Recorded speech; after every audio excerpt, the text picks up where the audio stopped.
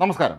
പശ്ചിമേഷ്യയിൽ സമാധാനം പുനഃസ്ഥാപിക്കുന്നതിനായി അമേരിക്കയും ഇറാനും തമ്മിൽ ഒപ്പുവെച്ച സമാധാന ഉടമ്പടിയുടെ, അതായത് പ്രാഥമിക സമാധാന ഉടമ്പടിയുടെ ആ കരാറിലെ മഷി മായുന്നതിന് മുമ്പ് തന്നെ ഇപ്പോൾ ഇസ്രായേൽ ലെബനനിലേക്ക് ആക്രമണം ആരംഭിച്ചിരിക്കുകയാണ്. ആദ്യം ഈ ഉടമ്പടി ഒപ്പുവയ്ക്കുന്ന ഘട്ടത്തിലൊക്കെ തന്നെ അമേരിക്കൻ പ്രസിഡന്റ് ഡൊണാൾഡ് ട്രംപ് പറഞ്ഞത് ലെബനനെയും ഇക്കൂട്ടത്തിൽ ഉൾപ്പെടുത്തിയിട്ടുണ്ട് എന്നാണ്. അതായത് ലെബനനെ ഒരു പരമാധികാര രാഷ്ട്രമായി അംഗീകരിക്കണമെന്നും ഇവിടേക്ക് ഇനി മുതൽ ആരും ആക്രമണം നടത്താൻ പാടില്ല എന്നുമായിരുന്നു ഡൊണാൾഡ് ട്രംപ് അന്ന് വ്യക്തമാക്കിയിരുന്നത്. ഉടമ്പടിയിലും അക്കാര്യം ഉണ്ട് എന്നാണ് പറയപ്പെടുന്നത്. എന്നാൽ ഇസ്രായേൽ ആകട്ടെ ഇക്കാര്യത്തിൽ കൃത്യമായ യാതൊരു തരത്തിലുള്ള പ്രതികരണവും നടത്തിയിരുന്നില്ല. എന്നാൽ ഇന്നലെ അർദ്ധരാത്രി മുതൽ ഇന്ന് രാവിലെ വരെ അതിശക്തമായ തോതിലുള്ള ആക്രമണമാണ് ലെബനനിലേക്ക് ഇസ്രായേൽ സൈന്യം നടത്തിയത്. 10-ലധികം ഗ്രാമങ്ങളിലേക്കാണ് ഈ ആക്രമണം നടന്നത് എന്നാണ് പറയപ്പെടുന്നത്.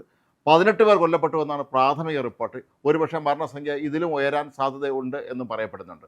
മാത്രവുമല്ല, ഈ മൃതദേഹങ്ങളോ അതല്ലെങ്കിൽ പരുക്കേറ്റവരെ ആശുപത്രിയിലേക്ക് മാറ്റാനോ ഒന്നും തന്നെയുള്ള സാഹചര്യം ഇപ്പോൾ അവിടെ ഇല്ല എന്നാണ് പറയപ്പെടുന്നത്. അത്രയും രൂക്ഷമായ തോതിലുള്ള ഒരു ആക്രമണം തന്നെയാണ് ഇസ്രായേൽ സൈന്യം അവിടെ നടത്തിയത്. ഇതുകൂടാതെ കഴിഞ്ഞ ദിവസം ഇസ്രായേൽ മന്ത്രിയായ ബെൻഗീവർ പരസ്യമായി പ്രഖ്യാപിച്ചത് ലെബനനെ തീർത്തും കത്തിക്കണം എന്ന് തന്നെയായിരുന്നു. ഈ പ്രസ്താവനയിൽ പല രാജ്യങ്ങളും ശക്തമായ തോതിലുള്ള പ്രതിഷേധം രേഖപ്പെടുത്തിയിരുന്നു.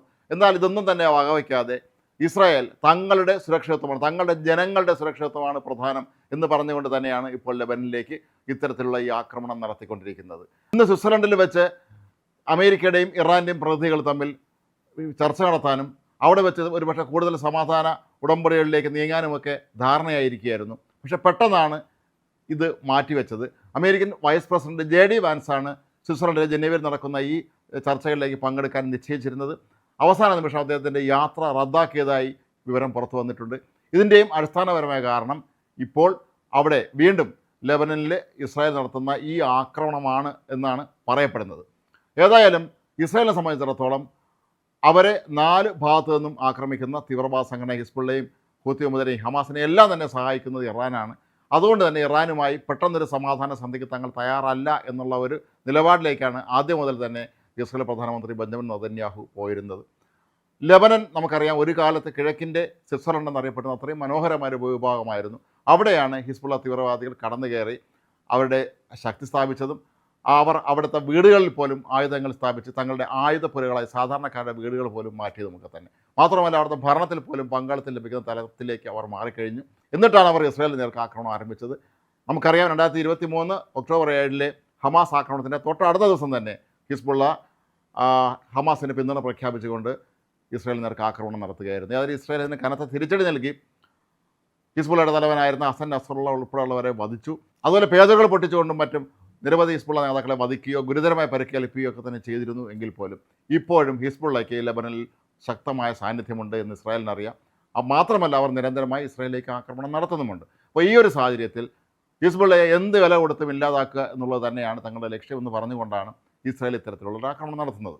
അതേസമയം കഴിഞ്ഞ ദിവസം ഹിസ്ബുള്ളയ്ക്ക് ഡ്രോണുകൾ നിർമ്മിക്കുന്നതിനാവശ്യമായ വസ്തുക്കൾ ഫ്രാൻസിൽ നിന്ന് ഇറക്കുമതി ചെയ്തു എന്ന് ആരോപിച്ചുകൊണ്ട് ഒരു വ്യക്തിയെ പോലീസ് അവിടെ പിടികൂടിയിട്ടുണ്ടായിരുന്നു. ഇയാളെ സൈന്യവും ചോദ്യം ചെയ്തിരുന്നു. എന്നാൽ തനിക്കിത് അറിയില്ലായിരുന്നു. തൻ്റെ ഒരു ക്ലയൻറ്റിന് വേണ്ടിയാണ് ഈ ഇത്തരത്തിൽ ഈ സാധനങ്ങൾ ഇറക്കുമതി ചെയ്തതെന്നാണ് ഇയാൾ പറഞ്ഞത്. എങ്കിലും ഇത് ഹിസ്ബുള്ളയ്ക്ക് ഡ്രോണുകൾ നിർമ്മിക്കാൻ വേണ്ടിയുള്ള സാധനങ്ങൾ തന്നെയാണ് എന്ന് പിന്നീട് അവിടെ സർക്കാർ വൃത്തങ്ങൾ വ്യക്തമാക്കുകയും ചെയ്തിട്ടുണ്ടായിരുന്നു. ഏതായാലും ഈ ഒരു നീക്കം, അതായത് അതിശക്തമായ തോതിൽ 18ഓളം പേർ കൊല്ലപ്പെട്ട, ഒരു രാത്രി മുഴുവൻ നീണ്ടു നിന്ന 10ഓളം ഗ്രാമങ്ങളെ പൂർണ്ണമായും നശിപ്പിക്കുന്ന തരത്തിലേക്ക് നടത്തിയ ഈ ഒരു ഇസ്രായേൽ വ്യോമാക്രമണം ഒരുപക്ഷെ കൂടുതൽ പ്രകോപനം സൃഷ്ടിക്കുമോ എന്നുള്ള സംശയവും ഇപ്പോൾ ഉയരുന്നുണ്ട്. ഡൊണാൾഡ് ട്രംപ് ഇതിനെക്കുറിച്ച് ഏതായാലും പ്രതികരിച്ചിട്ടില്ല. കഴിഞ്ഞ ദിവസങ്ങളിലൊക്കെ നമുക്കറിയാം, ഡൊണാൾഡ് ട്രംപ് ഇസ്രായേൽ പ്രധാനമന്ത്രി ബെഞ്ചമിൻ നെതന്യാഹുവിനെക്കുറിച്ച് വളരെ സഭ്യമല്ലാത്ത രീതിയിലുള്ള പല പദപ്രയോഗങ്ങളും നടത്തിയിരുന്നു. ഒരുപക്ഷെ അദ്ദേഹം വീണ്ടും ഇക്കാര്യത്തിൽ വളരെ രൂക്ഷമായ ഭാഷയിൽ പ്രതികരിക്കാനുള്ള സാധ്യത തള്ളിക്കളയാൻ കഴിയുകയില്ല.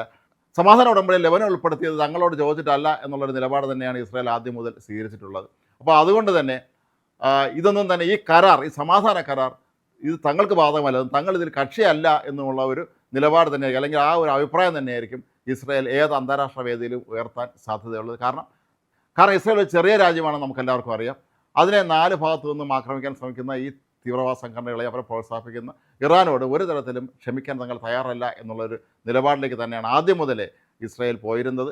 ഒരുപക്ഷെ ഇസ്രായേലിൻ്റെ കൂടി സമ്മർദ്ദം കൊണ്ടാണ് ആദ്യഘട്ടങ്ങളിൽ അമേരിക്ക ശക്തമായ തോതിൽ ഇറാനിൽ ആക്രമണം നടത്തിയത് എന്ന് നമുക്കറിയാം. പക്ഷേ എല്ലാ കാര്യങ്ങളും കയ്യിൽ നിന്ന് വിട്ടുപോയി എന്ന് മനസ്സിലാക്കി അമേരിക്കൻ പ്രസിഡന്റ് ഡൊണാൾഡ് ട്രംപാണ് പിന്നീട് എങ്ങനെയെങ്കിലും ഇതൊന്ന് ഒത്തീർപ്പിലേക്ക് എത്തിക്കാൻ ശ്രമിക്കുകയും അങ്ങനെ ഒരു സമാധാന ഉടമ്പടി നിലവിൽ വരികയൊക്കെ തന്നെ ചെയ്തത് ട്രംപിനെ സംബന്ധിച്ചിടത്തോളം ഇതിൽ നിന്ന് എങ്ങനെയെങ്കിലും തലയൂരിയാൽ മതി എന്നുള്ളൊരവസ്ഥയിലേക്ക് അദ്ദേഹം ചെന്നെത്തിയിരുന്നു. പക്ഷേ ഇസ്രായേലിനെ സംബന്ധിച്ചിടത്തോളം അവിടുത്തെ പ്രധാനമന്ത്രി നെതന്യാഹുവിനെ സംബന്ധിച്ചിടത്തോളം ഈ തീവ്രവാദ സംഘടനകൾക്ക് കീഴടങ്ങി കൊടുക്കുക എന്ന് പറയുന്നത് അത് അവരുടെ രാഷ്ട്രീയ ആത്മഹത്യയാണെന്ന് തന്നെ അദ്ദേഹത്തിന് നന്നായിട്ട് അറിയാം.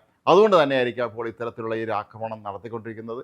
അതിശക്തമായ ആക്രമണം ഒരുപക്ഷെ ഇന്നുമൊക്കെ തന്നെ ഇത് തുടരാനാണ് സാധ്യത എങ്കിൽ ഇത് ഈ സമാധാന ഉടമ്പടിയെയും ദോഷകരമായി ബാധിക്കുമെന്ന് തന്നെയാണ് ഇപ്പോൾ അന്താരാഷ്ട്ര വിദഗ്ധന്മാർ ചൂണ്ടിക്കാട്ടുന്നത്. ഈ ഉടമ്പടിയുടെ പ്രസക്തി പോലും ഇല്ലാതാകുന്ന തരത്തിലേക്ക് കാര്യങ്ങൾ കൊണ്ടുവന്ന് എത്തുമോ എന്നുള്ള ന്യായമായ ഒരു സംശയവും ഇപ്പോൾ ഉയരുന്നുണ്ട്.